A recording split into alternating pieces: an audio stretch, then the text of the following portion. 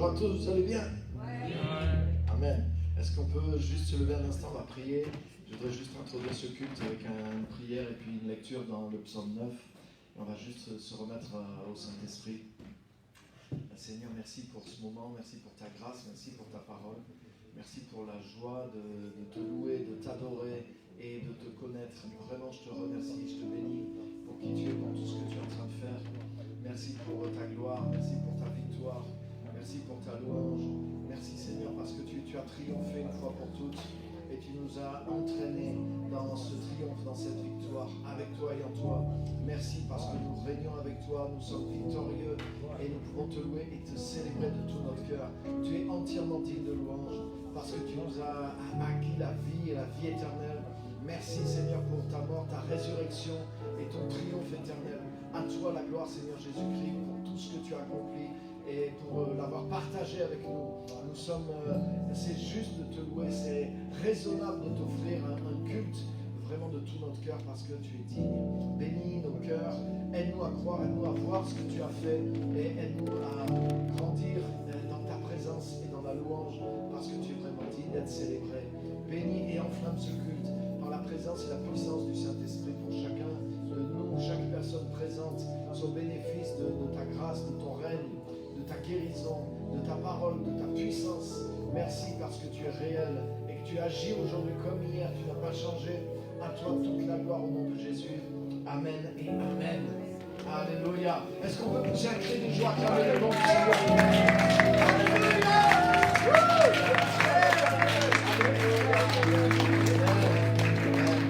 Vraiment digne de louange. Vous pouvez vous asseoir, je voudrais lire avec vous juste quelques versets pour introduire ce temps de louange dans le psaume 9. On va lire à partir du verset 2.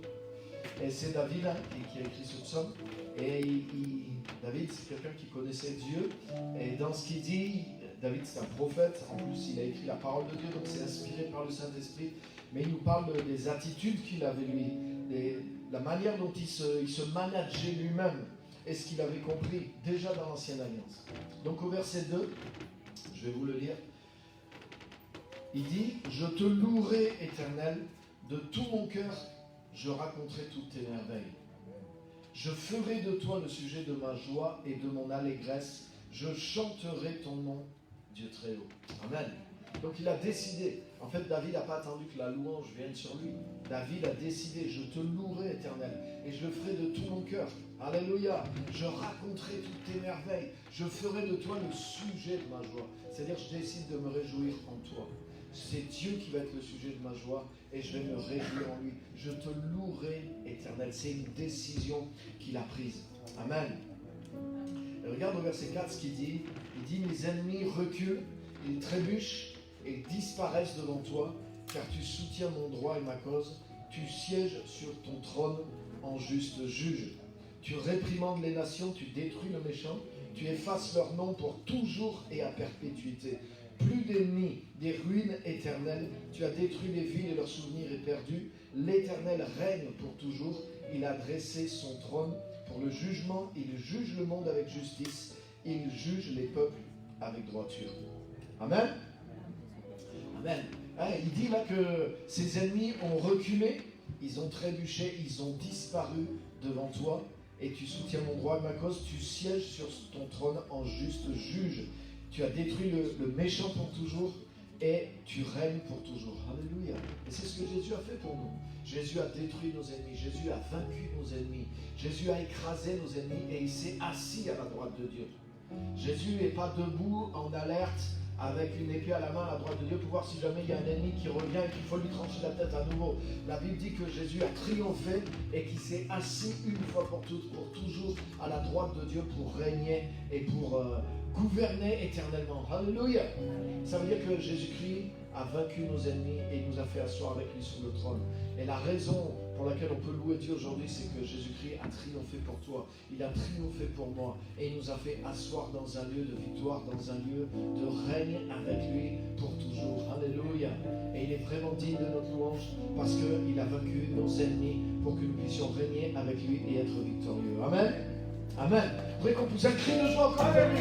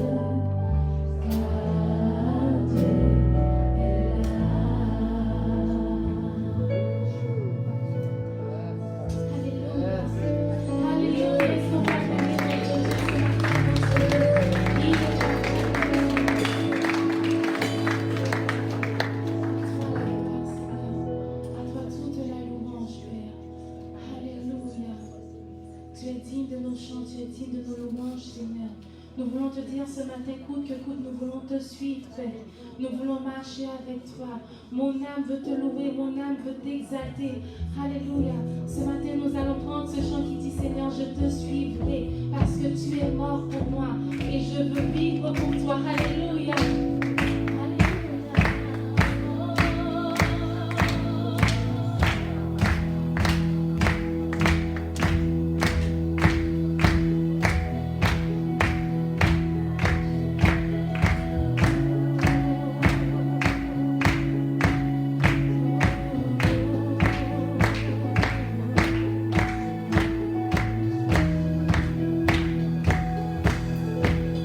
Dans la joie,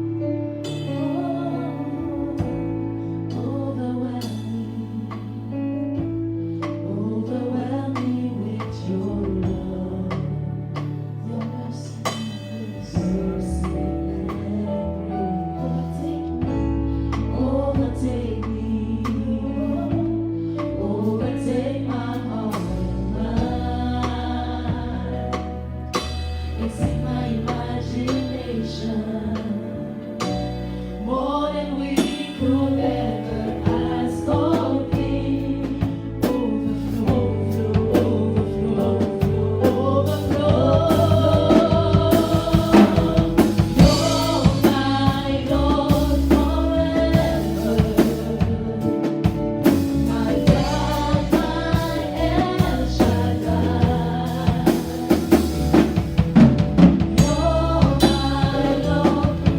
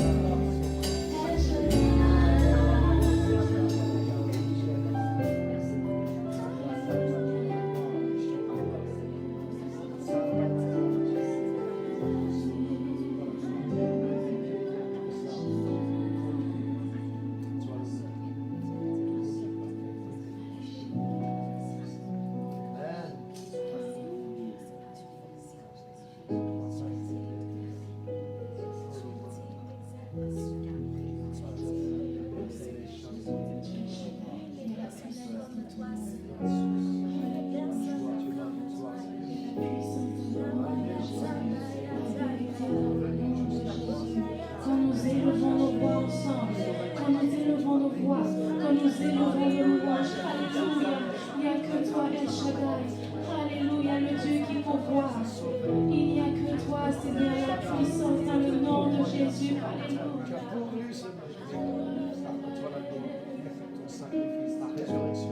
Tu nous as rachetés, Seigneur. Ton sang qui s'est coulé sur ce verset. Alléluia. Aujourd'hui, nous nous justifions. Alléluia. Que nous soyons renouvelés, restaurés de tout, que nous soyons guéris. Alléluia. Tu as placé nos blessures, nos meurtrissures. Alléluia. Tu nous as restaurés. Tu nous as ranimés. Alléluia. Alléluia. À toi la gloire, Jésus. À toi la gloire, Seigneur. À toi la louange. Tu es digne, Seigneur. Tu es digne d'être adoré, d'être élevé. Tu es digne, Seigneur, d'être adoré dans ce lieu. Que ton nom soit adoré, que ton nom soit élevé. Toi seul est digne, Père. Toi seul est digne. Tu es digne de nos louanges. Tu es digne de nos chants. Tu es digne de nos cris, Seigneur. Tu es digne de reconnaissance. Alléluia. Alléluia. Alléluia.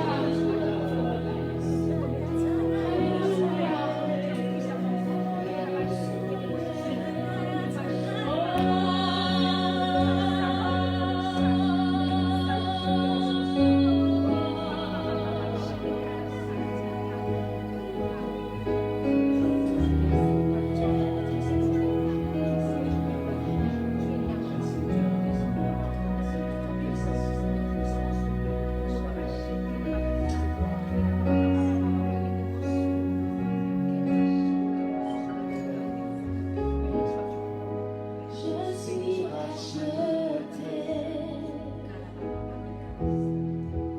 et tu as porté tous mes péchés sur cette croix.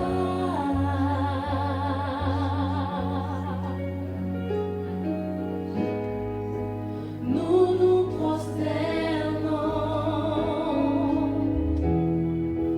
devant toi, l'agneau qui nous a sauvés, nous a sanctifiés.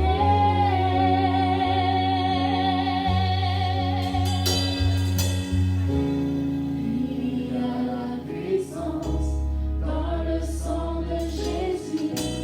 Toutes les chaînes sont rompues, la maladie est vainquue. Il y a la puissance dans le sang de Jésus.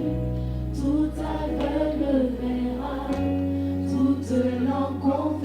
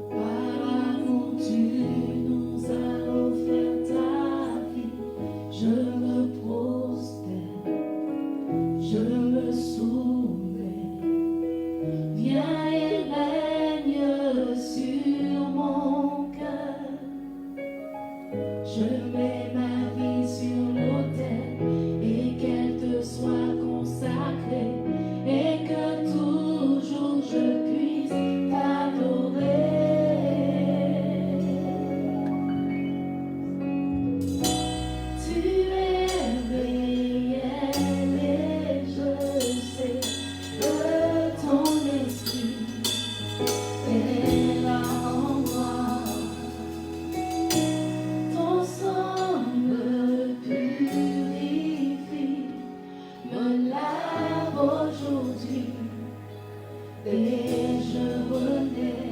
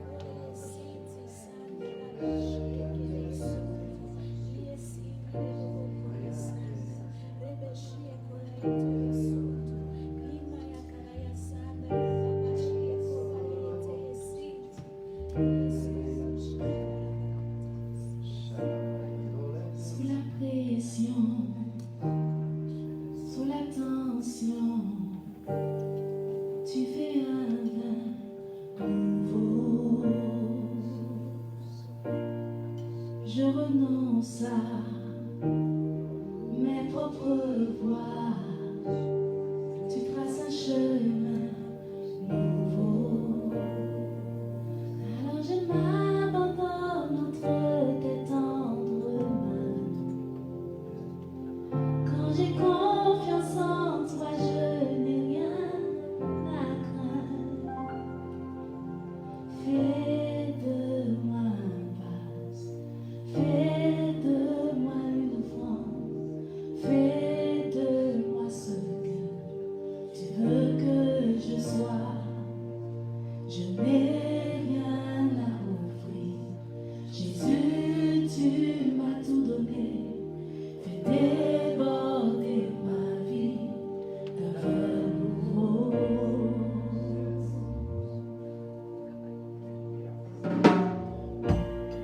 Sous la pression, sous la tension,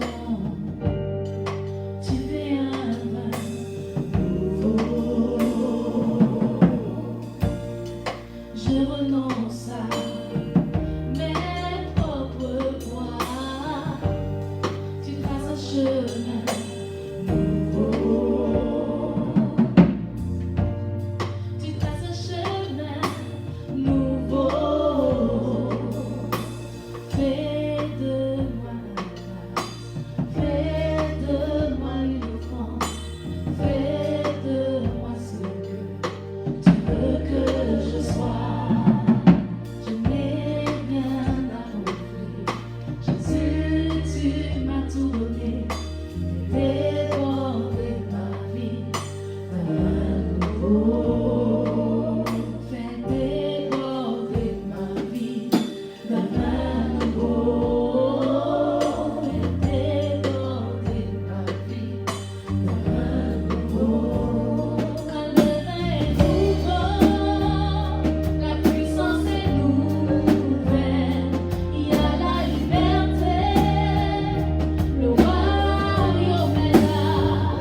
Je laisse les anciens pour qu'un feu nouveau brûle en moi.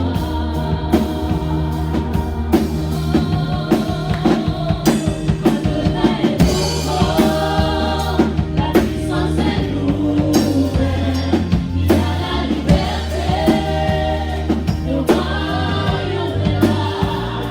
Je laisse les anciennes flammes pour qu'un feu nouveau brûle en moi.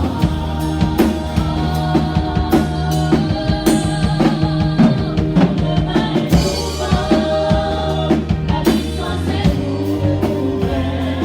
Il y a la liberté, le royaume est là. Je laisse les anciennes flammes pour qu'un feu nouveau brûle en moi.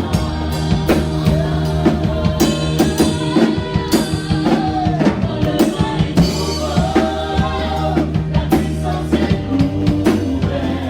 Il y a la liberté, le royaume est là. Je laisse les anciennes flammes pour qu'un feu nouveau brûle en moi.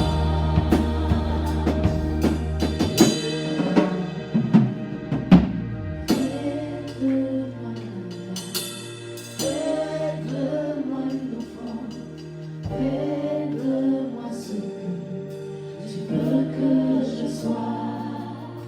Je n'ai rien à offrir.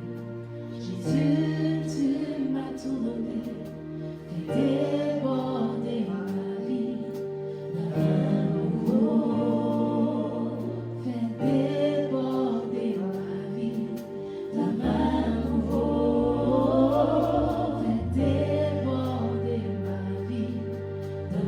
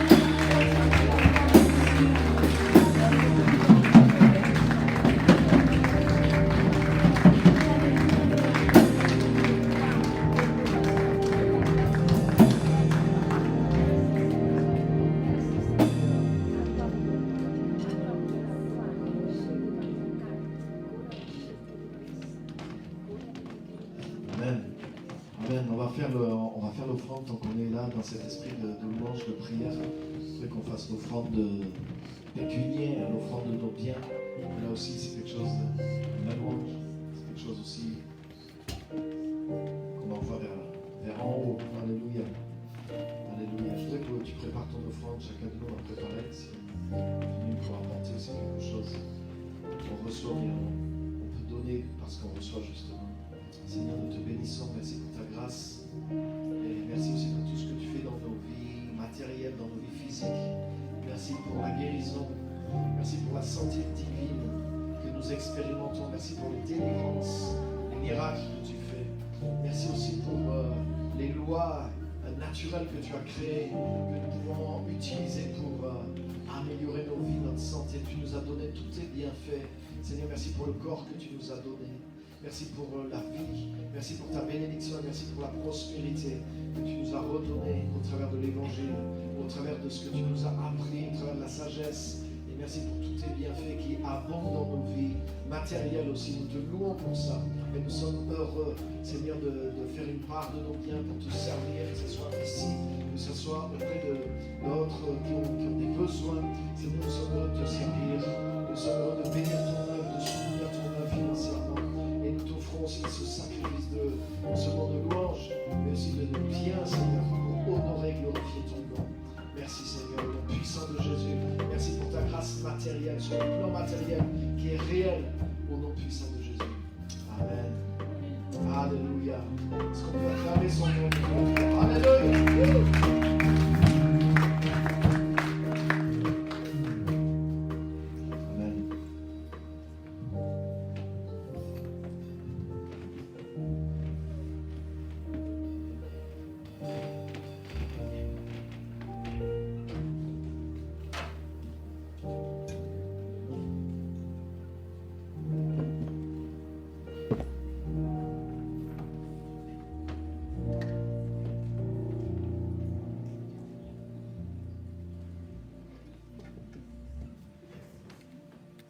Alléluia! Amen. Woo! Amen.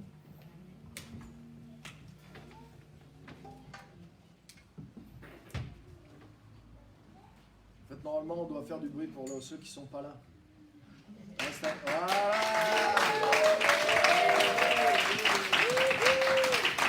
Alléluia.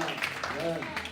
Ah, c'est normal, ils ne sont pas là pour le Seigneur, on prend leur place, on va remplacer, il faut qu'il y ait de la louange dans ce lieu, il faut qu'il y ait de la joie dans ce lieu et que le nom du Seigneur soit glorifié avec puissance, avec enthousiasme. Amen. À côté, il y a le stade de rugby, à chaque fois qu'il y a ton équipe qui gagne ou qui marque un point, tout le monde, les gens sont debout.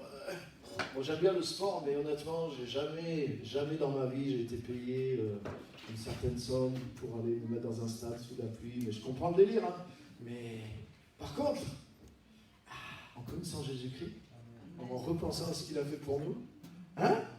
Wouhou! Ah, je comprends que... Amen, amen, amen. Je comprends que... Non, ça doit générer la joie, ça doit générer l'enthousiasme à l'intérieur de nous. Et on doit réaliser ce qui est en train de se passer. Amen. Wow. En plus, on est dans une bonne église, non? Hein? Moi, quand je me suis converti il y a 30 ans, je te garantis que la louange, il fallait avoir la foi pour louer Dieu. Moi, j'étais musicien en plus, hein. Je me suis converti, j'étais musicien, on était dans la musique plutôt cool, plutôt moderne, plutôt branchée. Et quand je suis arrivé dans l'église, waouh, c'était le pasteur qui chantait, il n'était pas dans les temps, il chantait faux. C'était sa femme qui essayait de le suivre plus ou moins sur un piano acoustique. En mode petite maison dans la prairie, tu vois, le révérend... voilà, c'était ça, je t'assure. Et tout le monde qui était là avec un livre... Debout cette cohorte, soldat du roi des rois. Vous avez connu? Tenez d'une main forte, l'étendard de la croix. Si l'ennemi fait mal, soldat de course, il double de courage, s'il redouble d'efforts. C'est bien, tu vois, mais ça faisait un petit peu... hein, c'est la fanfare, quoi, tu vois, c'est l'art même. Aujourd'hui, la louange qu'on a, comment Dieu a libéré la louange, et dans cette église, le talent, l'onction qu'on a dans la louange, mais ça nous aide à nous transporter dans la réalité des lieux célestes. Et on doit... Ça doit exploser dans ce lieu. Alléluia. Donc on acclame le Seigneur encore plus un grand cri de joie. Alléluia.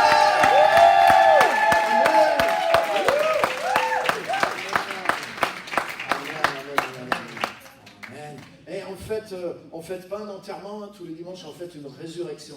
Amen. Non seulement celle du Seigneur Jésus, mais la nôtre aussi. Hein, parce en plus, nous aussi, on fête quand même un enterrement. On fête l'enterrement de tous nos péchés. On fête l'enterrement de toutes nos saletés qu'il y avait dans nos vies et qui nous pourrissaient la vie. Et Jésus-Christ, après tout ça, il l'enterrait. Il nous a délivrés de ceux dont nous ne pouvons pas nous délivrer aujourd'hui.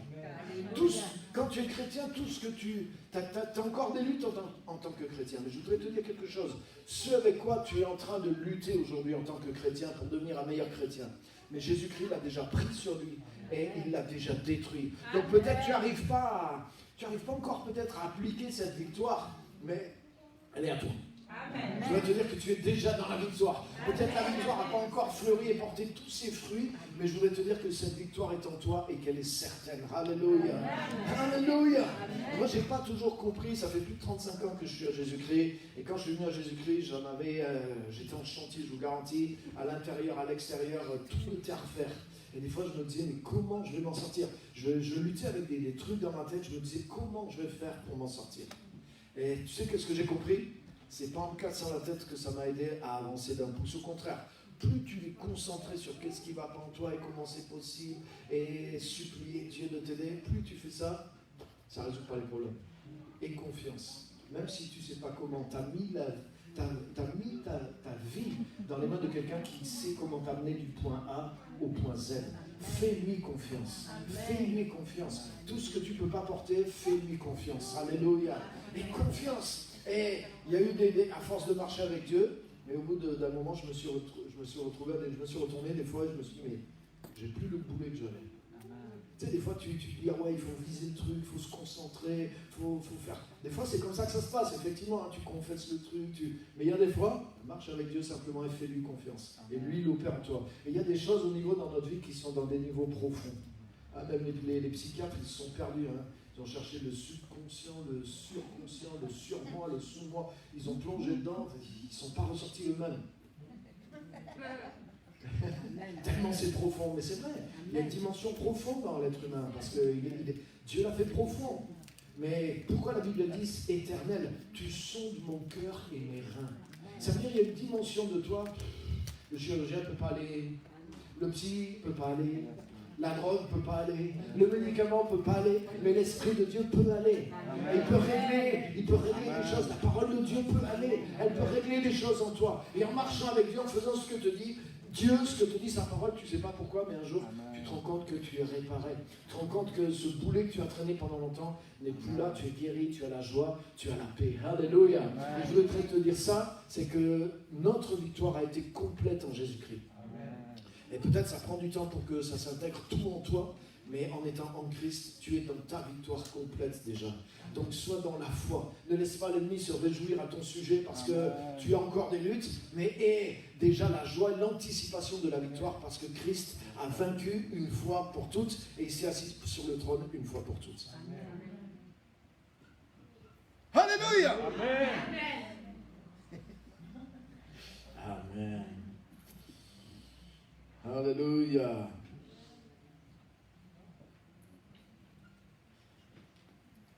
On va faire quelque chose, je vois que vous êtes avec moi, ça me plaît ça. Donc ce matin, on va faire ce culte puisqu'il manque un certain nombre de ceux qui ne sont pas là, qui sont en vacances, peut-être qui ont peur de venir à l'église. Ah mais c'est quand même bizarre, non, normalement s'il y a des problèmes, c'est là que les gens viennent à l'église, non? Normalement si on vit une période où c'est difficile, mais ce n'est pas le moment de déserter la prière. C'est le moment de renforcer la prière. C'est le moment de se rapprocher de Dieu. Alléluia. Donc on va faire autant de bruit, avoir autant d'enthousiasme et rendre jaloux tous ceux qui sont en ligne et qui auraient pu être là. Et tous ceux qui vont regarder dans 3 semaines et qui ne sont pas venus alors qu'ils auraient pu être là. Et tous ceux qui vont rien voir et qui auraient pu être là aussi. On va les rendre jaloux, on va leur montrer que dans ce lieu, c'était puissant ce matin. Alléluia. Donc pendant ce culte, je compte sur vous pour qu'on remplisse ce lieu comme si on était 450 personnes dans ce lieu.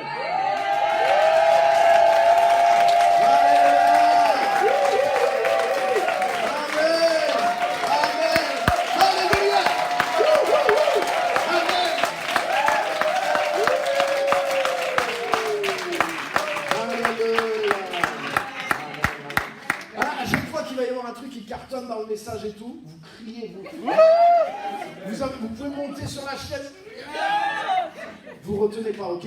On pousse les limites là. Alléluia. Allez, on va faire de la distanciation spirituelle. On va distancer nos ennemis de nous. On va distancer les démons de nous. On va distancer la maladie de nous. On va distancer les ennemis de nous.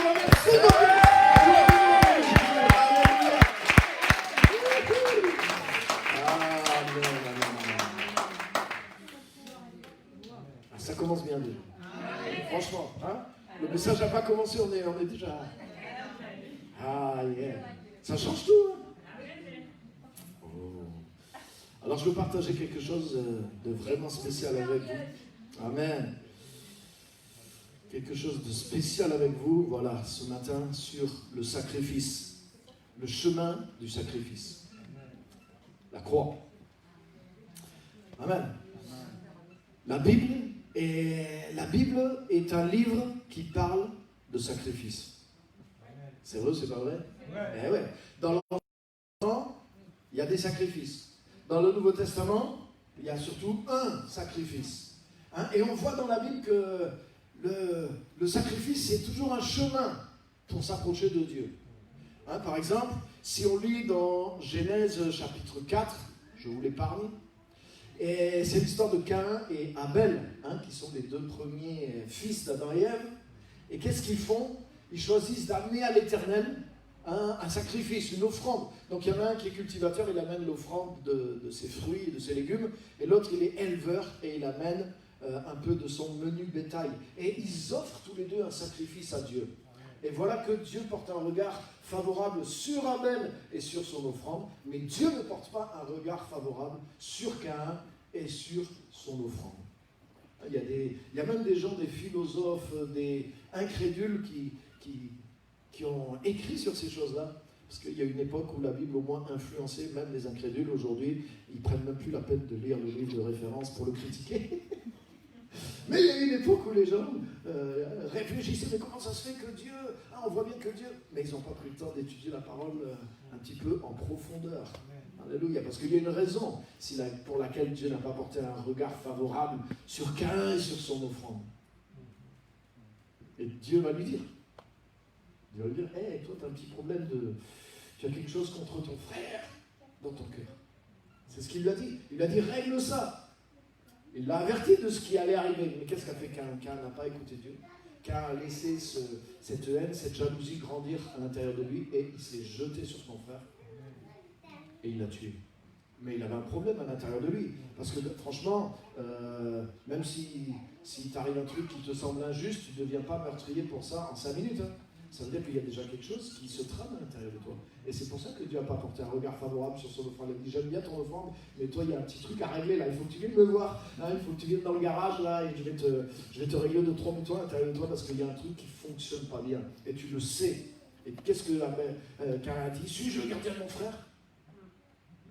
Oh. Il a remballé Dieu, quoi. Petit problème, je vous vois là. Je ne veux pas prêcher sur Caïn et Abel, mais c'est pour dire qu'il s'approchait de Dieu au travers de l'offrande, au travers du sacrifice. Hein, quand je regarde aussi un peu plus loin, Genèse 8, l'histoire de Noé, donc je ne vais pas vous passer en revue tout l'Ancien Testament, même, mais par exemple, Noé, quand il est sorti de l'arche, malgré qu'il ne restait pas beaucoup d'animaux, hein, il a pris des animaux qui étaient purs, qu'il y avait dans l'arche, et il n'a pas attendu qu'ils se multiplient, il en a zigouillé quelques-uns, et il les a offerts en sacrifice. Et il est dit que Dieu sentit l'odeur du sacrifice, et à cause de ça, Dieu a réagi. Et Dieu a dit, plus jamais je ne détruirai les êtres vivants au travers d'un déluge d'eau. Et je vais faire une alliance avec eux. Vous avez lu ces passages-là. Donc on voit comment ils se sont approchés au travers du sacrifice. Si tu regardes la vie d'Abraham, régulièrement à chaque étape de sa vie, Abraham construisait des autels, hein, A-U-T-E-L-S, et il offrait dessus des sacrifices. Donc la Bible est un livre qui nous révèle l'importance du sacrifice et l'importance du sacrifice dans la relation avec Dieu. Et dans le Nouveau Testament, mais là, il y a une révélation du sacrifice qui est un peu beaucoup plus grande, qui est le sacrifice de Jésus pour nous. Là, la grosse différence, c'est que ce n'est pas nous qui offrons un sacrifice à Dieu, mais c'est Dieu qui a offert son Fils unique en sacrifice pour nous. Amen. Donc entre la manière de s'approcher de Dieu dans l'ancienne alliance au travers du sacrifice, des sacrifices qu'il y avait des animaux, etc., et la manière de s'approcher de Dieu dans la nouvelle alliance au travers du sacrifice de Jésus, c'est complètement différent. Complètement différent. Et je voudrais vous montrer quelque chose parce qu'aujourd'hui, il y a un mélange dans l'évangile qui est prêché. Aujourd'hui, des fois, l'évangile est annoncé d'une façon que les chrétiens sont un peu dans la nouvelle alliance, un peu dans l'ancienne alliance des fois. Et je voudrais vous montrer quelques points pour vous aider à clarifier ces choses-là. Vous êtes avec moi? Amen. Alléluia. Je voudrais vous montrer qu'il y a eu un changement énorme dans la nouvelle alliance. Et je voudrais vous montrer que les choses sont différentes. Et j'ai mis ce point, qui répond au sacrifice de qui? Qui répond au sacrifice de qui? Le sacrifice est toujours aussi important dans la Nouvelle Alliance, peut-être encore plus, mais il n'est plus dans le même sens. Le sacrifice n'est pas dans le même sens. Le chemin du sacrifice n'est pas dans le même sens. Dans l'Ancienne Alliance, les gens, ils offraient un sacrifice et ils espéraient ensuite que Dieu réponde à leur sacrifice. Hein, regarde Caïn et Abel, ils ont offert un sacrifice et ils ont attendu la réponse de Dieu. Et on espérait offrir un sacrifice pour apaiser Dieu. Par exemple, il y avait des sacrifices que Dieu demandait dans l'Ancien Testament, des sacrifices d'animaux. Et il y avait des sacrifices, ça s'appelait un sacrifice de paix, ou un sacrifice d'apaisement. Par exemple, si tu avais offensé Dieu, tu avais commis des fautes, mais il y avait un certain sacrifice que tu devais offrir d'animal, et quand ce sacrifice était offert, c'était un sacrifice de paix, un sacrifice d'apaisement. Pour que comme la colère de Dieu envers toi, puisque tu avais offensé Dieu par tes actes, cette colère soit apaisée. Donc, c'est un sacrifice de paix, un sacrifice d'apaisement. Mais la mentalité de l'ancienne alliance, c'est que tu offres, toi, un sacrifice pour provoquer la réponse de Dieu. Donc, c'est toi qui offres le sacrifice et c'est Dieu qui répond au sacrifice que tu offres. Mais ça, les amis, c'est dans l'ancienne alliance. Dans la nouvelle alliance, Dieu a vu qu'on était pécheurs. Il a vu que malgré une des meilleures preuves que toute l'ancienne alliance n'est pas efficace, tu sais quoi? C'est que sans arrêt tu offres des sacrifices. C'est ce qui est révélé dans la nouvelle alliance, justement. Si l'ancienne alliance avait amené les choses à la perfection, si l'ancienne alliance avait amené ceux qui la pratiquent à la perfection, au bout d'un moment, ils auraient arrêté d'offrir des sacrifices. Si vraiment on avait trouvé la paix avec Dieu une bonne fois pour toutes, mais on aurait dit, ça y est, c'est plus la peine d'offrir des sacrifices. Si vraiment on avait obtenu la faveur de Dieu une fois pour toutes, c'est plus la peine d'offrir des sacrifices pour à chaque fois essayer d'obtenir la réponse de Dieu, la paix de Dieu ou la faveur de Dieu. Donc le système même de l'ancienne alliance prouve qu'il n'est pas parfait. Il ne peut pas nous amener à la perfection. Et c'est pour ça que Dieu, dans l'ancienne alliance, avait dit, je vais faire une nouvelle alliance, dans laquelle il y aura la perfection. Mais dans l'ancienne alliance, ça partait de nous. C'est nous qui allions offrir un sacrifice. Même si ce sacrifice, Dieu les demandait, mais il demandait que ça parte de nous pour essayer de provoquer sa réponse. Mais dans la nouvelle alliance, pour que les choses soient parfaites, il faut que ce soit Dieu qui les fasse. C'est vrai ou c'est pas vrai? Amen. Pour que Dieu soit réellement dans la paix, dans le repos, il faut que les choses viennent de lui. Et tu sais quoi, ça s'était révélé dans la Genèse. Quand Dieu a créé la terre et les cieux, Dieu n'a pas demandé à l'homme de lui donner un coup de main. Tu sais quand l'homme a été créé? L'homme a été créé à la fin du 6e jour.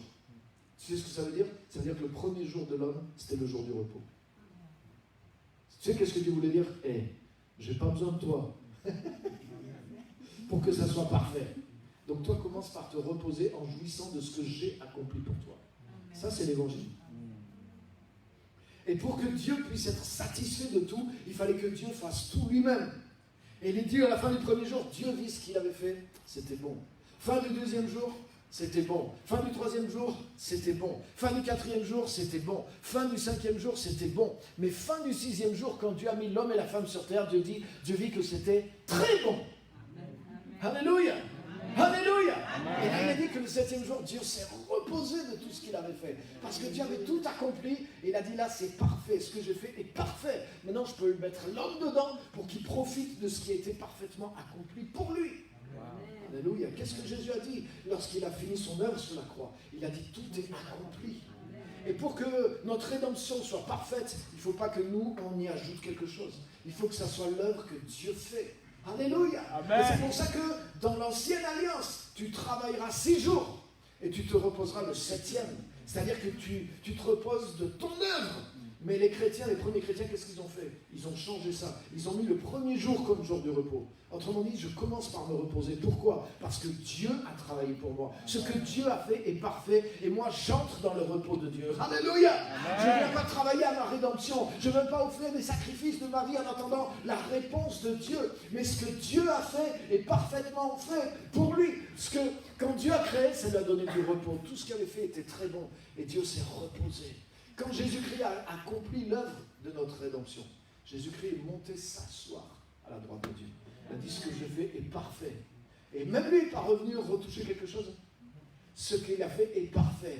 Il s'est assis, il s'est reposé de son œuvre et il règne. Son œuvre est accomplie. Notre victoire est accomplie. Notre rédemption est accomplie. Il n'y a plus besoin d'offrir quoi que ce soit. La paix que Dieu a faite avec les hommes au travers de Jésus-Christ. Si tu crois en Jésus-Christ, mais Dieu est en paix avec toi. Si tu acceptes Christ, si tu marches en Christ, si tu es renouvelé par Christ, mais tu es dans une paix que tu ne fabriques pas. Tu es dans une paix que Dieu a créée. Et lui-même, ça lui a donné le repos. Il s'est assis pour toujours à la droite de Dieu. Et c'est pour ça l'Épître aux Hébreux nous dit d'entrer dans le repos de Dieu. La Bible dit que celui qui entre dans le repos de Dieu se repose de ses œuvres comme Dieu s'est reposé des siennes.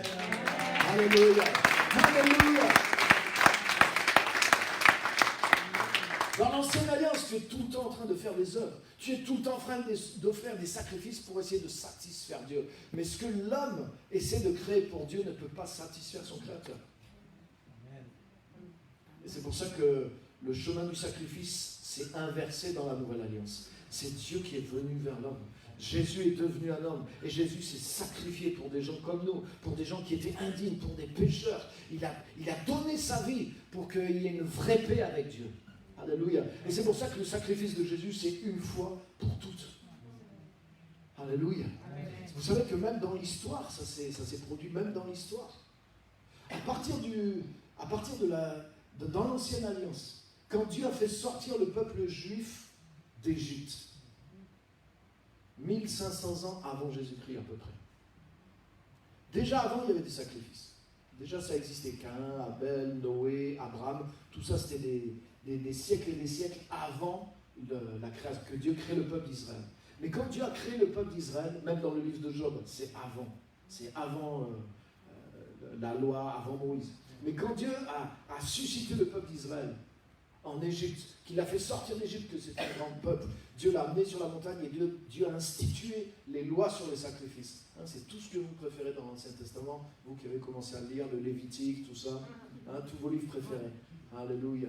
Hein, comment faire le sacrifice, l'holocauste, la fleur de farine, le sel, toutes les recettes de cuisine. Alléluia. Mais tout ça parle de Jésus d'une manière imagée. Mais en tout cas, à partir du moment où Dieu a constitué le peuple d'Israël et qu'il lui a donné la loi, et il lui a donné une loi précise sur les sacrifices, et il y avait des sacrifices, et certains jours, certaines fêtes, il y avait des sacrifices en plus. Donc il y avait constamment des sacrifices, il y avait un endroit pour un temple portatif et ensuite fixe, avec un autel pour le sacrifice. Il y avait des sacrificateurs dont le métier était de quoi faire? Offrir les sacrifices, sacrificateurs. Ils sacrifiaient. Donc, la boucherie fonctionnait, quoi. Hein, il y avait des sacrifices, des sacrifices, des sacrifices. Quand Jésus est venu, il y avait le temple, il y avait des sacrifices. Et Jésus, il est le nouveau sacrifice dans l'autre sens. C'est-à-dire le nouveau sacrifice que Dieu a fait pour les pécheurs. Et c'est lui qui vient accomplir tout. Donc, ça veut dire qu'il n'y a plus besoin de tous ces autres sacrifices. Et tu sais qu'est-ce que Jésus a dit pendant qu'il était de son vivant? Ça faisait 1500 ans que sans arrêt, il y avait des sacrifices en Israël. Tu te rends compte? Quand Jésus est venu, il a dit, Jérusalem, Jérusalem, hein, tu ne m'as pas reçu, tu n'as pas cru dans celui que Dieu t'a envoyé. Je te dis en vérité, il ne restera pas ici pierre sur pierre, jusqu'à ce que tout soit détruit. Dans cette génération, en l'an 70, les Romains sont arrivés, c'est-à-dire quelques dizaines d'années après la mort de Jésus, 30 ou 40 ans après la mort de Jésus, Jérusalem a été rasée et les sacrifices ont été arrêtés. Jusqu'à aujourd'hui, il n'y a plus eu de sacrifice. Comment tu peux expliquer ça? Hein? Le Dieu qui avait ordonné qu'il y ait des sacrifices, il s'est débrouillé pour que, jusqu'à la venue de Jésus, à partir du moment où il l'a ordonné, jusqu'à la venue de Jésus, il y a toujours eu des sacrifices en Israël. Mais à partir du moment où il a envoyé son propre fils accomplir l'ultime sacrifice, jusque là maintenant, ça fait plus de 2000 ans, il n'y a plus eu de sacrifice d'animaux en Israël. C'est pas puissant. C'est pas puissant. Ça veut dire que l'histoire même a suivi. Ta Bible, elle n'est pas. Il y a l'Ancienne Alliance, la Nouvelle Alliance, mais c'est marqué même dans l'histoire aussi. L'histoire suit la parole de Dieu. Alléluia. La parole de Dieu devance l'histoire, elle crée l'histoire. C'est puissant, les amis. Ça, c'est un truc qui cartonne. Donc, normalement, il y a 450 personnes dans ce lieu.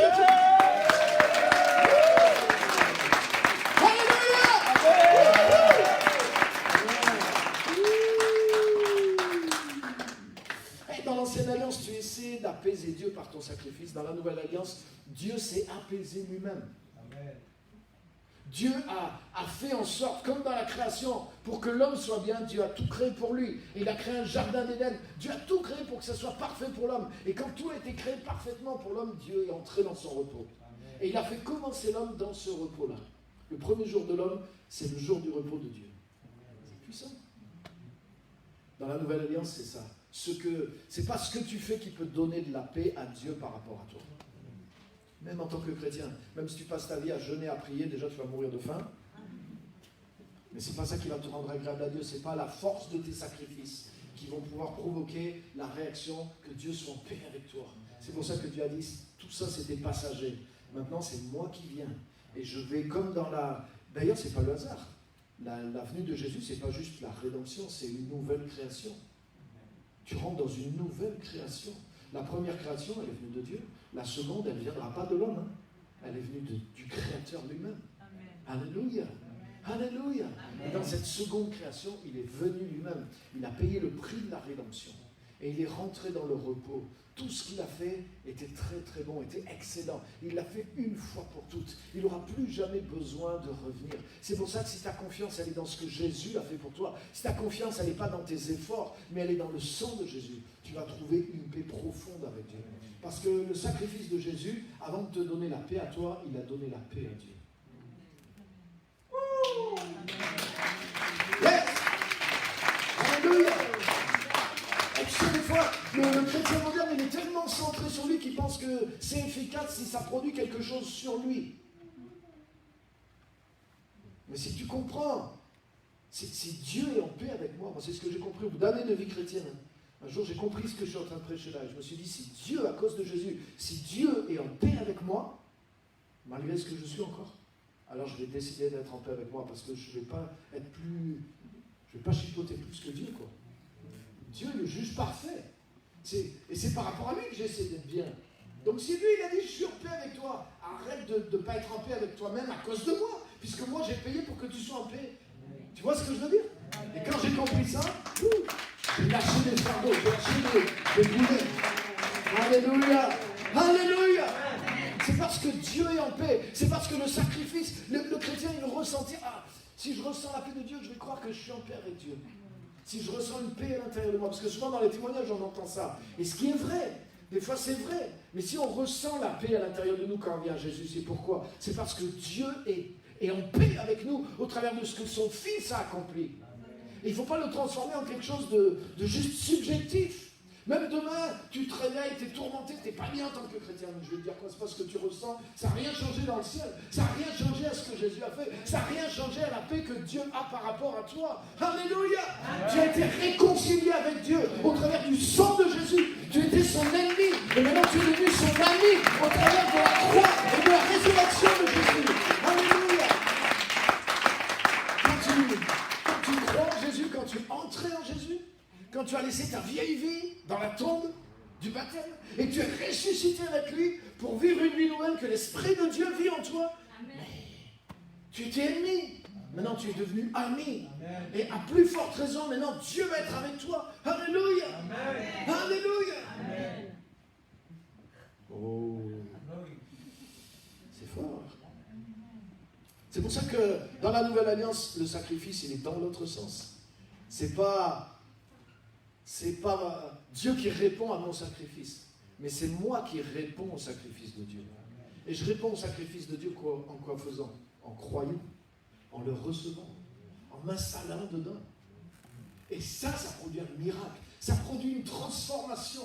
Et c'est à partir de là que je vais commencer à faire quelque chose pour Dieu. Et je ne fais pas quelque chose pour Dieu parce que je vais essayer d'obtenir sa paix ou sa faveur. J'ai obtenu tout ça déjà. Le sacrifice est dans ce sens-là. Alléluia. Alléluia. Et ça explique beaucoup de choses aussi, parce qu'il y a beaucoup de chrétiens, ils n'ont pas compris ça. Donc quand ils viennent au culte, ils se disent, un sacrifice de louange. Si j'offre ma louange, si je loue Dieu malgré que tout va mal, alors peut-être Dieu va être en paix. Ils ont la mentalité de l'ancienne alliance. Ils ne se sont pas installés d'abord dans ce que Jésus a fait pour eux. Et ils essayent par le sacrifice, comme sous l'ancienne alliance, d'obtenir la faveur de Dieu. Ça ne marche pas. Ou tu veux, l'offrande, si je donne mon offrande à Dieu, si je donne un gros billet à Dieu, ou ma repentance, si je pleure beaucoup, si je gémis beaucoup, si je m'humilie beaucoup. Mais c'est ce que les religieux ont cru. Dans l'église catholique, c'est ce qu'ils ont cru pendant des siècles, par exemple. Faire pénitence. Ils croyaient que plus ils étaient pénitents, plus ils se traînaient par terre, plus Dieu allait être content. Ça existe aujourd'hui. Tu as des gens qui font des chemins de croix, ils se saignent les genoux, et ils se disent, plus je m'humilie, plus je... Parce qu'ils n'ont pas compris. Ils essaient d'offrir un sacrifice, mais ils n'ont pas reçu, ils sont dans l'Ancien Testament, en tout cas dans la même mentalité qu'ils essaient de faire réagir Dieu à leur sacrifice. Non, dans la Nouvelle Alliance, Dieu ne répond pas à ton sacrifice. Là, Dieu, c'est à toi de répondre au sacrifice de Christ, et en quoi faisant? En le recevant, en t'installant dedans, en étant renouvelé, en étant régénéré, en étant transformé par ce que Dieu a fait pour toi en Jésus-Christ. Alléluia. Si tu passes par la croix, si tu passes par la mort et la résurrection de Jésus, tu deviens une nouvelle personne. Et tous les jours de ta vie en Christ, tu dois saisir ça. Quand Jésus dit, je suis le pain de vie, si vous ne mangez pas ma chair et si vous ne buvez pas mon sang, vous n'aurez pas la vie en vous-même.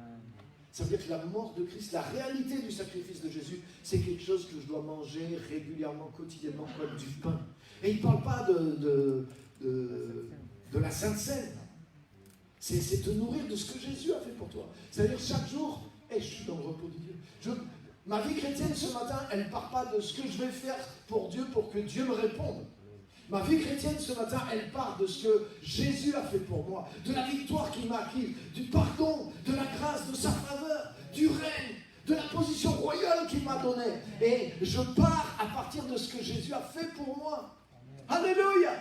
Et à partir de là, je peux faire quelque chose qui a de la valeur pour Dieu, parce que ça vient de la nouvelle vie que j'ai en Jésus-Christ. Mais ce n'est pas quelque chose pour... Ça ne rajoutera rien à ma position.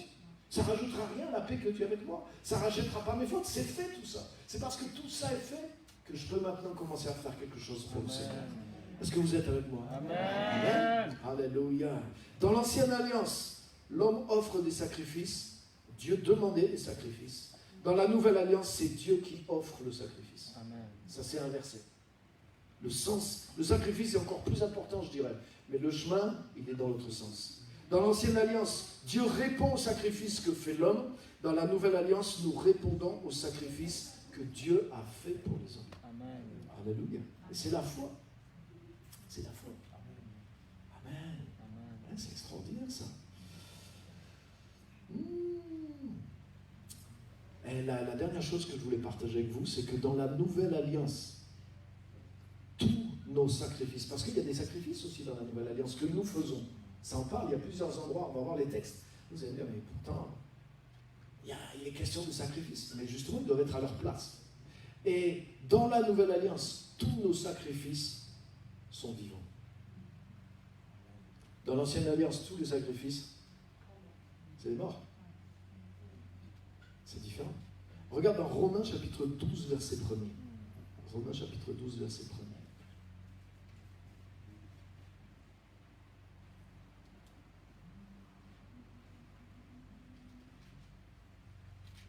Alléluia.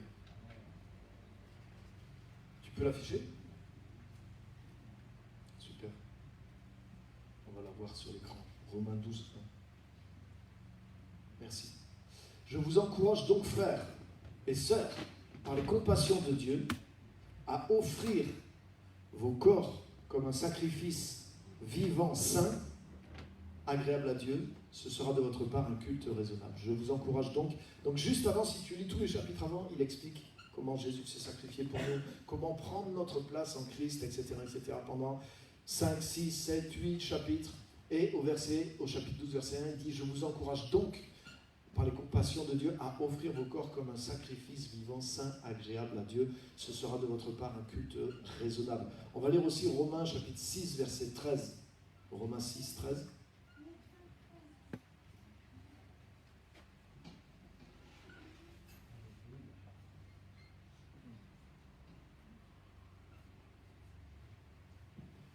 Ne mettez plus vos membres au service du péché comme des instruments de l'injustice, mais au contraire, regardez bien, livrez-vous vous-même à Dieu comme des morts revenus à la vie et mettez vos membres à son service comme des instruments de la justice. Alléluia. C'est-à-dire comme tu es passé par l'œuvre de Jésus-Christ, comme tu es passé au travers du sacrifice de Jésus, tu es passé par son pardon, tu es passé par la mort de Jésus pour ta vieille nature. Donc tu es quelqu'un tu es ressuscité avec Christ, donc tu es redevenu vivant de mort que tu étais. Et ce que Dieu te demande de lui offrir, c'est ça. Autrement dit, ce que Dieu te demande de lui offrir, c'est ce qu'il a produit en toi par le sacrifice de Jésus. Et c'est pour ça que dans la Nouvelle Alliance, vous comprenez le truc là? Notre sacrifice est vivant. Dieu n'a pas de sacrifice mort. Dans l'Ancienne Alliance, il fallait un mort pour payer pour nos péchés. Le salaire du péché, c'est la mort. Donc pour essayer de combler nos fautes, les animaux payaient pour nous, pour nos fautes, pour nos péchés. Et c'était ça le but du sacrifice. C'était juste que la colère de Dieu soit évitée. Et on l'a vu, ce système n'était pas satisfaisant. Mais dans la Nouvelle Alliance, c'est Jésus-Christ qui s'est sacrifié pour nous une fois pour toutes.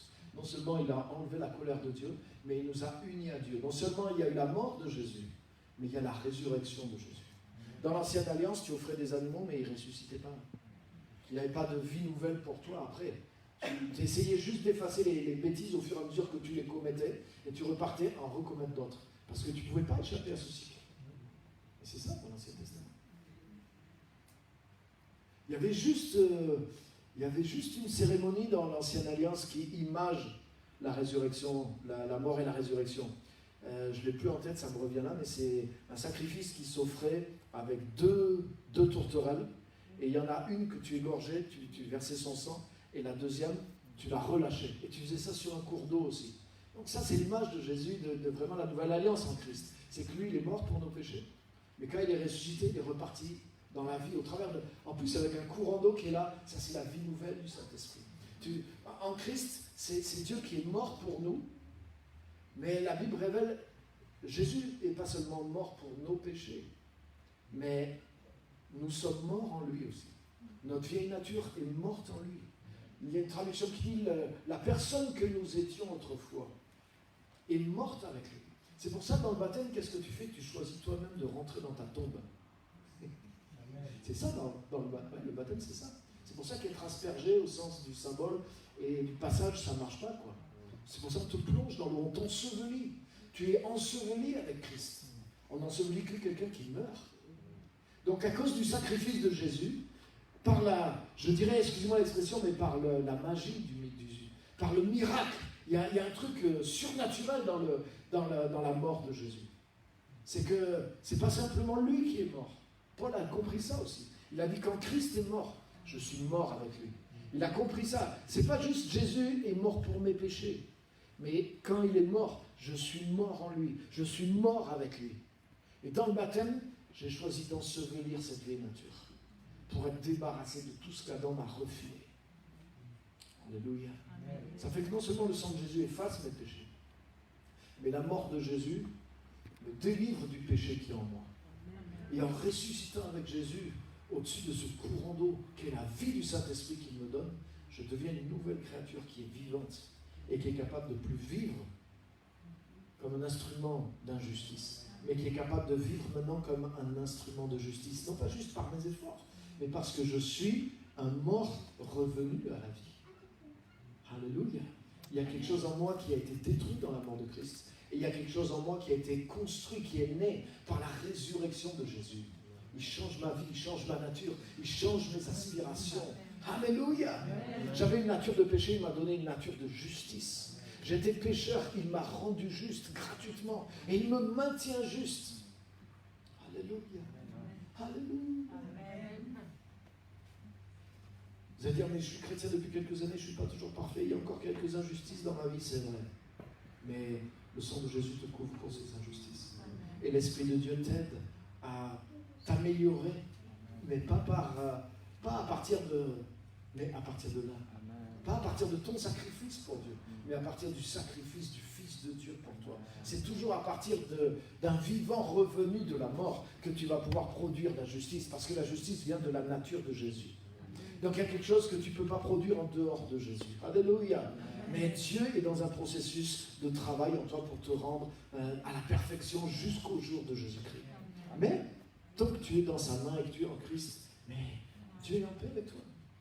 Tu es en paix. Tu es couvert par le sang de l'agneau. Et l'Esprit de Dieu travaille à ton perfectionnement. Donc sois en paix. Si Dieu est en paix avec toi et avec ce qu'il est en train de faire avec toi, apprends à être en paix avec toi-même aussi. Ne sois pas plus dur que Dieu l'est à ton égard, parce que tu vas essayer de te manager toi-même au lieu de laisser l'Esprit de Dieu faire un travail d'excellence. Donc base-toi sur la foi, sois dans le repos de Dieu et laisse et travaille avec la vie du Saint-Esprit à l'intérieur de toi. Amen. Amen. Est-ce qu'on peut acclamer pour ça? Alléluia.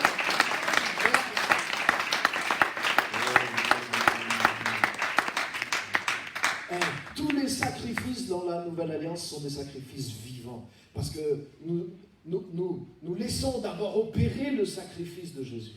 Sacrifice de Jésus met à mort ce qui doit mourir en nous et ressuscite ce qui doit ressusciter à l'intérieur de nous. Et là, à partir de là, nous pouvons offrir à Dieu quelque chose de vivant. Ce que nous offrons à Dieu, c'est le fruit de la vie de Jésus-Christ à l'intérieur de nous.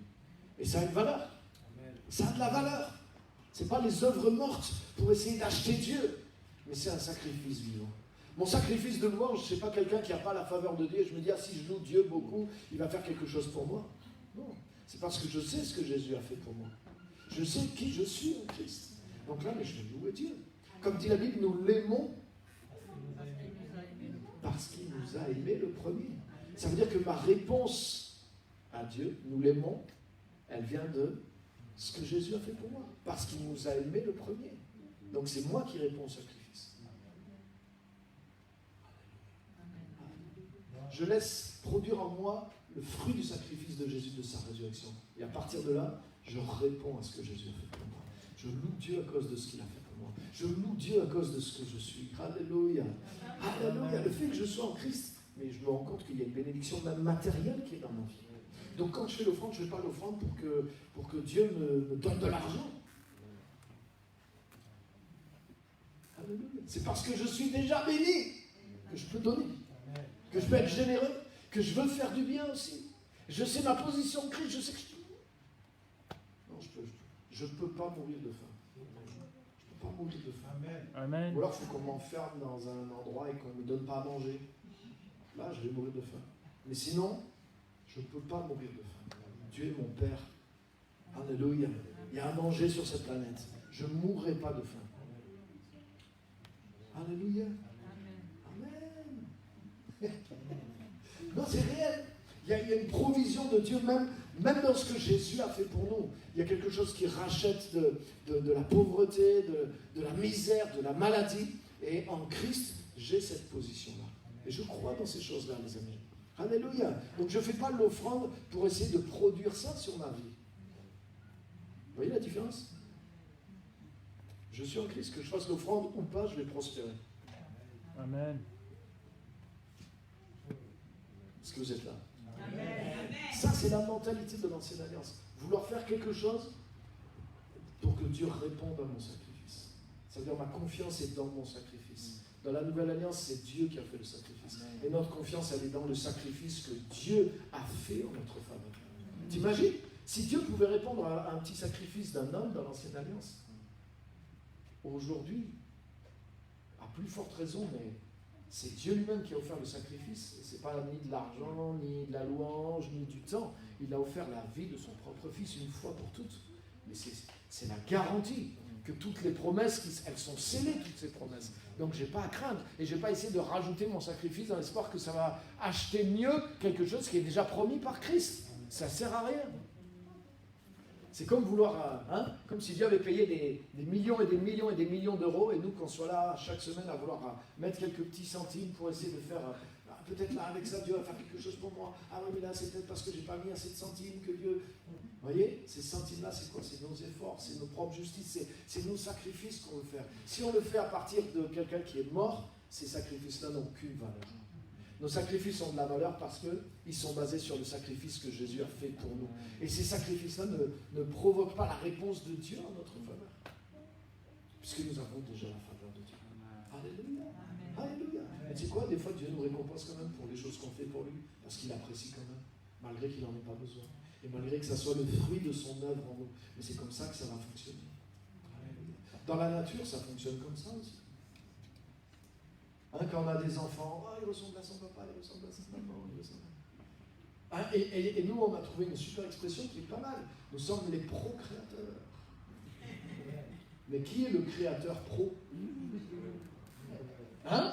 Qui est le créateur? Mais c'est Dieu, ça. Ça veut dire il veut te faire croire que c'est toi qui as fait ça, quoi. Mais il a placé tout le système et il fait en sorte que tu aies la joie de l'avoir fait. Mais si tu étais un minimum normal et humble, tu devrais dire, comme Ève, elle a dit, j'ai acquis un homme par la grâce de l'Éternel. J'ai eu un enfant par la grâce de Dieu, mais c'est Dieu qui a fait toute cette merveille. Nous, avec ma femme, à chaque fois, tout le plaisir a été pour nous, pour la procréation. En plus, Dieu a fait en sorte que ça soit le kiff, quoi, que ça soit agréable. Amen. Non mais franchement. Mais à lui la gloire. Amen. Il me ressemble. On en est fiers, on les aime, on est attaché à nos enfants. Mais si Dieu avait fait aucun système, il avait dit, mais maintenant, puisque vous êtes balèze, avec vos sacrifices, vos inventions, on aurait fabriqué peut-être un robot au bout de 10 000 ans d'évolution de l'histoire humaine, quoi. Et on n'aurait jamais pu faire quelque chose qui ressemble à un enfant. Mais Dieu nous avait... je peux t'appeler procréateur, ça ne me gêne pas, ça me fait plaisir. Mais pense à ton créateur aussi, rends-lui grâce quand même, parce que c'est lui qui est à l'origine de tout ça. Et bien c'est la même chose dans la grâce, c'est la même chose dans l'œuvre de Dieu, tout ce que tu peux faire dans l'œuvre de Dieu, toutes les choses que Dieu peut faire au travers de toi. On est des procréateurs. Mais c'est lui le créateur, c'est parce qu'on répond au sacrifice de Christ. Il y a une capacité de Dieu qui vient à nous au travers du sacrifice de Jésus. Tout ce que tu peux faire pour Dieu, tout ce que Dieu t'appelle à faire et qui porte du fruit, mais tu ne peux pas te glorifier. C'est ta réponse parce que tu t'es installé dans l'œuvre de Christ et que tu réagis à ce que Dieu te demande de faire à partir de qui tu es en Jésus. C'est pour ça qu'il y a quelque chose de miraculeux qui est dedans. Alléluia. Et même tu ne sais pas comment ça marche quand même. On n'a pas attendu d'inventer l'échographie pour faire des enfants, hein. Sinon l'humanité aurait disparu sur la terre. Mais ça marchait quand même. Même si tu ne sais pas comment ça marche quand même. Parce que le Créateur a mis les choses dedans. Et si tu es en Christ et que tu fais l'œuvre de Dieu, ça va marcher quand même. Même si tu n'as pas toute la théologie, comment ça marche la grâce, mais ça marche. Parce que c'est l'idée du Créateur. Alléluia. Alléluia.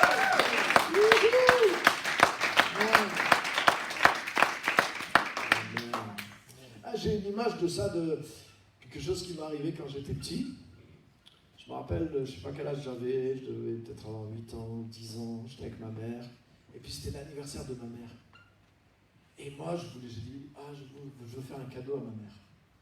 C'est beau. Et bon, à 8 ans, t'as pas les moyens, quoi. T'es fauché. Et ma mère, elle a vu ça, elle a été touchée, et elle me donne de l'argent.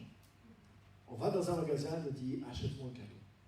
Et donc c'est un petit magasin, il y avait des livres, donc mes parents ils aimaient bien lire. J'ai vu un livre bien gros, je me suis dit, c'est le plus beau cadeau, il est gros celui-là.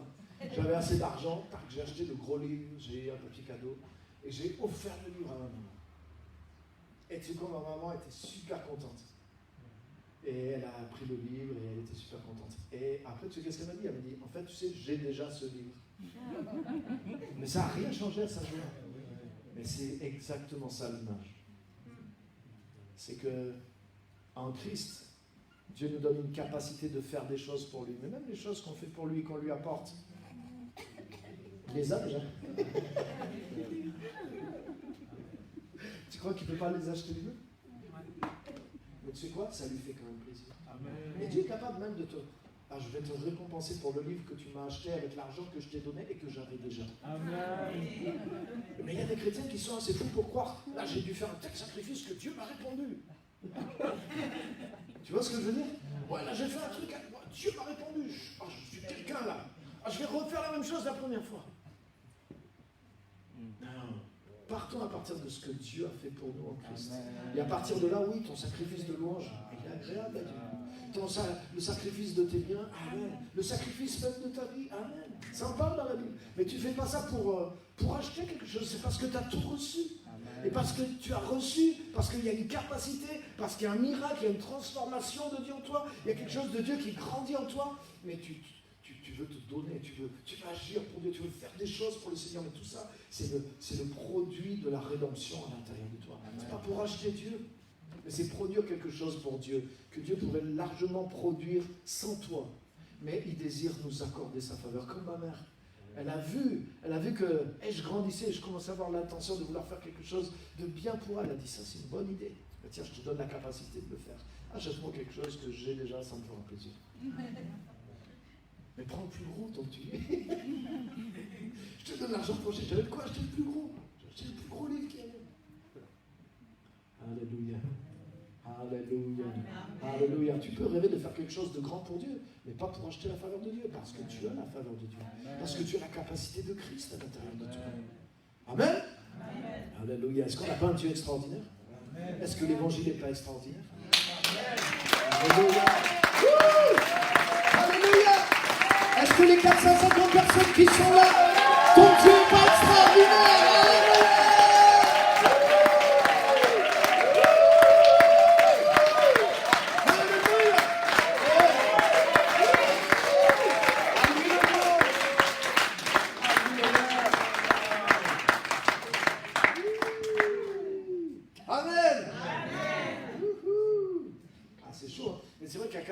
50 tout de suite.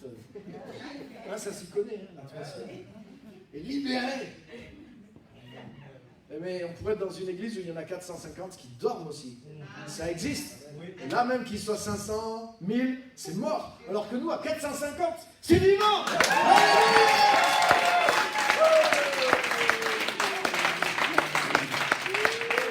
Alléluia.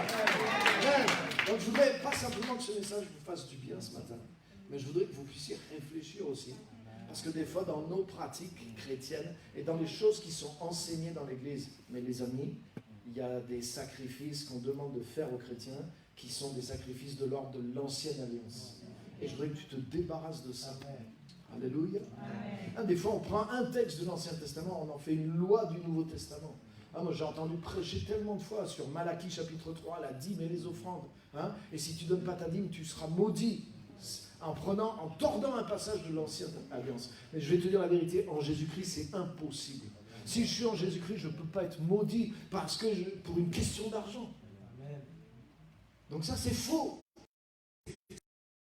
De l'Ancienne Alliance et de la Nouvelle Alliance.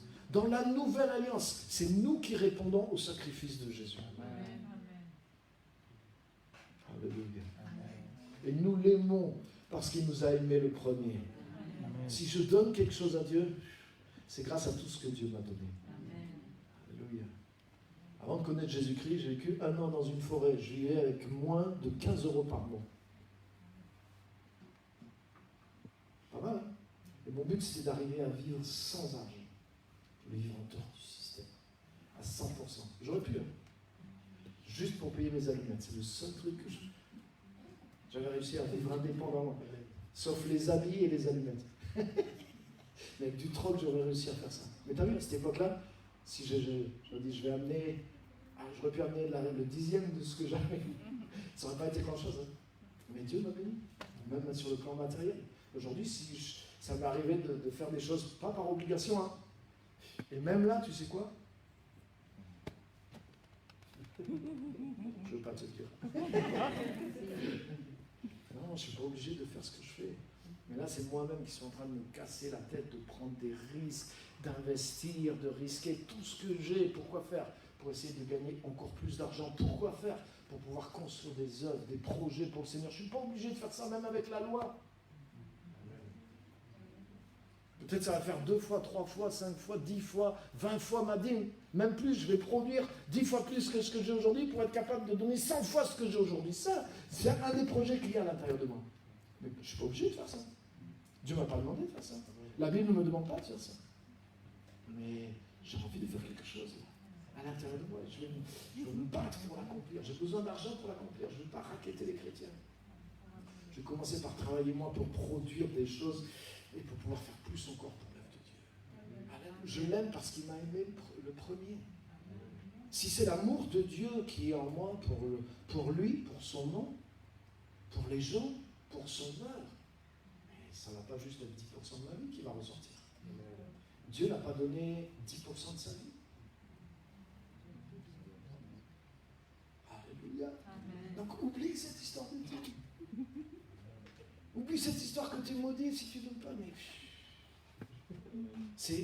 vous vous rendez compte l'image de Dieu qu'on donne? Tu crois que Dieu est petit comme ça? Tu crois que Dieu est mesquin comme ça? Tu crois que Dieu, tous les dimanches à la fin des cultes, Dieu compte les billets qui sont rentrés? Dieu là, il a des trucs pour compter. Il a des trucs comme dans les casinos là, pour compter les billets.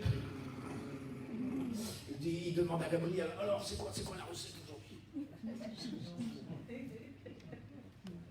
Je crois que si Dieu est comme ça, j'arrête d'être chrétien, je vais trouver un Dieu qui soit différent. Mais Dieu n'est pas comme ça. Dieu n'a pas épargné son propre fils. Lui, regarde ce que dit la Bible, regarde comment c'est le contraire qu'il y a dans la Bible. Lui qui n'a pas épargné son propre fils, donc il ne l'a pas épargné, il ne l'a pas économisé, mais qu'il l'a livré pour nous tous. Comment ne nous donnera-t-il pas toutes choses avec lui par grâce? Et quand tu reçois ça, mais c'est facile pour toi de servir Dieu après avec ce que tu as aussi. Que ce soit ton temps, que ce soit ton cœur, que ce soit ta famille, que ce soit tes biens. Mais ça vient en toi, ça vient de toi, ça vient à l'intérieur de toi. C'est pas Dieu qui te le demande. Dieu n'a pas besoin. Dieu n'a pas besoin de moi. Est-ce que vous êtes là? Alléluia. Alléluia. Donc, je voudrais que vous réfléchissiez à ces choses-là. Et je voudrais que vous coupiez de votre vie toutes ces pensées et toutes ces pratiques qui ne sont pas de Dieu. Il y avait des chrétiens qui venaient là, ils avaient été formés de cette manière, ils sont arrivés dans l'église. Un jour, je vais les visiter, j'arrive chez eux, ils me donnent une enveloppe avec de l'argent. Eux, ils galéraient financièrement. Ah, mais pasteur, tu es le serviteur de Dieu, il faut qu'on te bénisse. Je dis, c'est quoi cette histoire? Ah, mais non, on ne peut pas laisser l'homme de Dieu venir dans ton maison sans donner de l'argent. J'ai vu que c'était de la récitation. Ça, on t'a bourré le crâne, on t'a lavé le cerveau dans l'église dans laquelle tu venais avant. Donc, je sais qu'il y a un peu de vrai là-dedans, mais c'est dans l'ancienne alliance, ça, les amis. Tu devenais pas, tu allais voir le prophète, pourquoi? Pour qu'il te donne quelque chose, une pensée de Dieu, et tu faisais une offrande. Autrement dit, tu voulais provoquer la réaction de Dieu par ton sacrifice. C'est l'ancienne alliance, les amis. Non seulement Dieu, par exemple, si le pasteur vient chez toi, pourquoi? Parce que Dieu, ça ne s'est pas arrêté, l'amour de Jésus-Christ ne s'est pas arrêté à la croix, à la résurrection, mais il continue dans tous les chrétiens. Tout le service qu'on fait, c'est une manifestation de l'amour de Dieu pour les gens. Et si on le faisait gratuitement, si on le faisait à nos propres frais, mais on le ferait quand même. On ne le fait pas par rapport à ce qui revient, on le fait par rapport à la démonstration de la nature de Dieu qui est à l'intérieur de nous. Et c'est pas parce que tu fais non, j'en veux pas ton sacrifice. Et je leur ai dit, écoutez, la prochaine fois, si vous refaites ça, je ne viendrai plus vous voir. Parce que je viens pour vous bénir, je ne viens pas pour avoir de vos pieds de l'argent. Les gens, ils viennent, pasteur, ouais, une offrande, action de grâce, vous connaissez tout ça. C'est ce que j'ai fait, des fois, je n'ouvre même pas l'enveloppe et je la mets dans la boîte pour l'église, comme ça.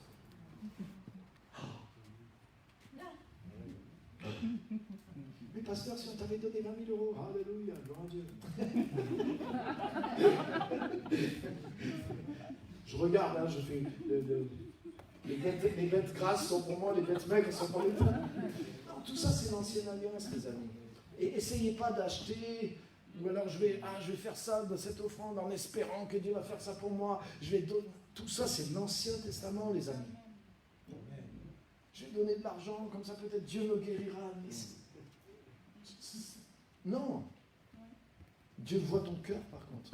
Dieu veut voir ton cœur, Dieu veut voir ton amour. Même dans l'Ancienne Alliance, tout ça est caché. Le premier offrande dont j'ai parlé, Dieu porta un regard favorable sur Abel, puis sur son offrande. Et Dieu ne porta pas un regard favorable sur l'offrande de Caïn. Pourquoi? Parce qu'il ne porta pas un regard favorable sur Caïn, puis sur son offrande, parce qu'il y avait quelque chose qui n'allait pas dans le cœur de Caïn. Ton offrande ne peut pas cacher quelque chose qui n'est pas bon à l'intérieur de toi. C'est pour ça que tu as besoin, et j'ai besoin de passer par le sacrifice de Jésus qui lui règle en profondeur ce qui n'est pas bon à l'intérieur de moi. Amen. Et qui le change en quelque chose de bon. Et à partir de là, waouh! À partir d'un cœur qui est renouvelé, qui est devenu vivant, qui est devenu juste, mais tout ce que je peux offrir et faire pour Dieu va sentir bon pour Dieu. Et je n'ai pas besoin que ça provoque sa récompense parce que c'est à partir de ce qu'il m'a donné gratuitement que j'ai pu produire ça pour lui. Mais j'ai la joie de le faire. Alléluia! Alléluia! Alléluia!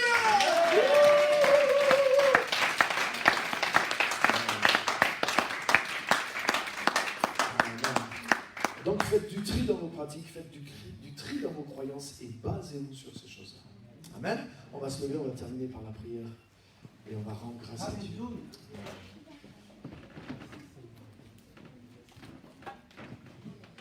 Jésus n'est pas venu pour des justes, il est venu pour des pécheurs. Donc si tu essaies d'acheter Dieu, ça veut dire j'essaie de faire quelque chose de bien pour acheter la faveur de Dieu. Tu sors du plan de Dieu. Parce qu'il est venu pour des pécheurs. Il n'est pas venu pour des justes, il est venu pour des gens qui ne pouvaient pas payer. C'est pour ça dans Isaïe 55, ça commence par un passage vachement bizarre, où Dieu dit « Venez et achetez sans rien payer ». Comment tu fais pour acheter sans rien payer? Vous qui n'avez pas d'argent, venez et achetez. Ça veut dire personne ne peut acheter les bienfaits de Dieu, personne ne peut payer la grâce de Dieu. Et dans la Nouvelle Alliance, c'est Dieu qui a payé lui-même. Pour que le travail soit bien fait, c'est lui qui l'a fait lui-même. Il l'a fait de ses propres mains, il a versé son propre sang. Alléluia. Dieu n'a jamais demandé le sang d'aucun être humain dans l'Ancienne Alliance. Le sang des animaux. Et aujourd'hui, il y aurait quantité d'associations qui tomberaient sur le dos de Dieu pour lui dire c'est mal de faire ça.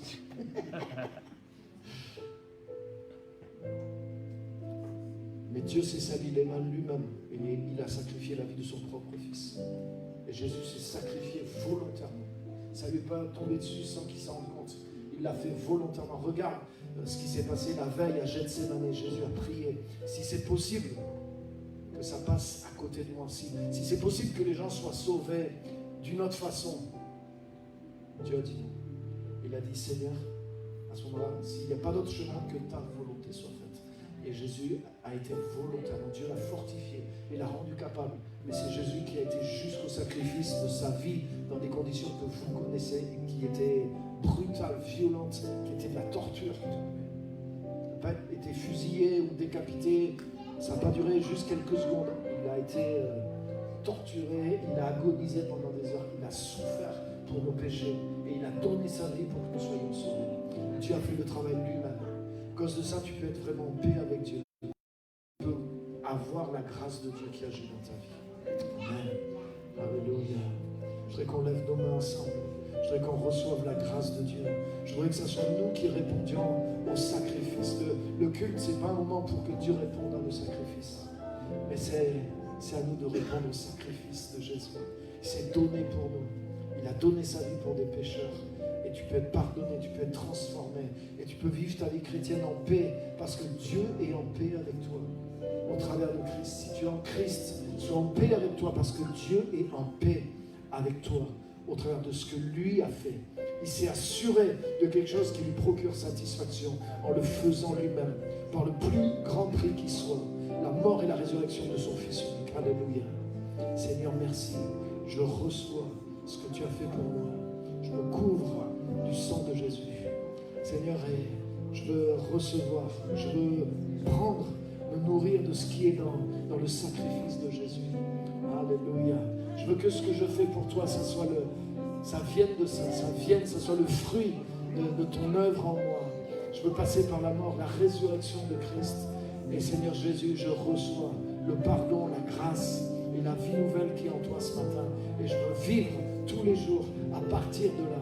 À partir de là, Seigneur, que ce soit ma base, à partir de laquelle je me lève, à partir de laquelle je sers, à partir de laquelle je vis pour toi.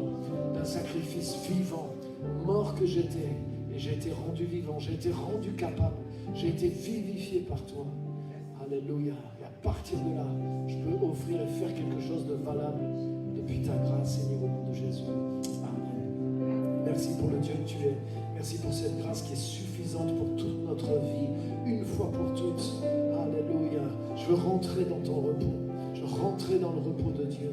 Et je veux te plaire au travers de ce que Jésus a fait pour moi. Merci de m'éclairer. Je veux abandonner aussi toutes mes pratiques qui sont plus de l'ancienne alliance que de la nouvelle alliance. Et je veux juste croire en toi et te suivre et te servir. Merci parce que tu nous aimes, Seigneur. Tu l'as prouvé. Et te suivre est la meilleure des voies pour moi, dans mon intérêt. Merci pour ton amour, qui ne recherche pas son intérêt, mais le nôtre. Au nom puissant de Jésus. Amen. Merci pour cette vérité puissante, Seigneur. À toi la gloire. Alléluia. Amen. Amen. Merci, Seigneur. Merci, Jésus. Merci pour ton amour pour nous, Seigneur. Qui sommes-nous pour que le Dieu vivant, le Dieu saint, sacrifie sa vie pour nous sauver? Te rendons grâce, Seigneur. Nous voulons recevoir ça. Nous ne pouvons pas faire mieux que ce que tu as fait. Nous voulons laisser opérer le miracle de ton sacrifice, de ta résurrection en nous. Peu importe là où on est aujourd'hui, qu'on soit depuis longtemps dans la vie chrétienne, dans l'église, ou que ce soit la première fois, nous voulons laisser opérer ce miracle qui vient de toi dans notre vie, l'œuvre de Jésus par sa mort et sa résurrection. Alléluia, qu'elle opère en nous, au nom puissant de Jésus. Amen. Qu'elle opère dans notre âme, dans notre esprit, dans notre famille, dans nos corps, dans toute notre vie. Que tout l'héritage qui vient de cette mort, de cette résurrection, agisse en nous au nom de Jésus. Amen. Amen. Merci Seigneur. Alléluia. Alléluia. Est-ce qu'on peut lui faire un dernier cri de joie pour lui, de Dieu?